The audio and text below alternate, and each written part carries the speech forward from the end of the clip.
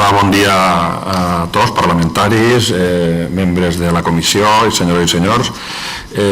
Jo, més que ligat a la cultura popular, que és la meva passió i procure investigar i involucrar-me en quasi totes les activitats de cultura popular, jo estic molt relacionat també amb el món de la cultura d'Alacant i des del moment que em van proposar formar part de la comissió va dir que sí, per supost, molt orgullós i molt satisfet, perquè per a mi, i jo crec que faig meua en aquesta ocasió la frase tan coneguda de que la millor cultura són les teues arrels, és una frase carregada de saviesa i de molta veritat.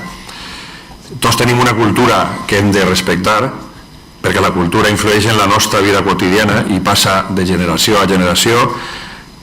No hem de ser persones ignorants que menospreem les seues arrels i, per tant, la seva cultura.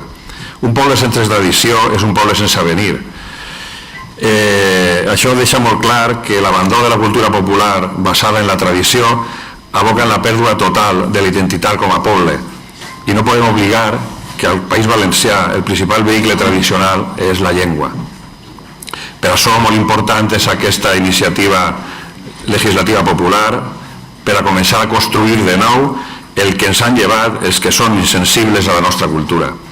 Una televisió pública en valencià que unisca a tots els nostres territoris, que transmeta l'actualitat objectiva, que porte a tots els racons les manifestacions populars tan riques i variades de tota la nostra terra i sobretot que ho faça en la nostra llengua, la que hem de defensar i potenciar per ser una de les nostres principals arrels i, per tant, la nostra millor cultura.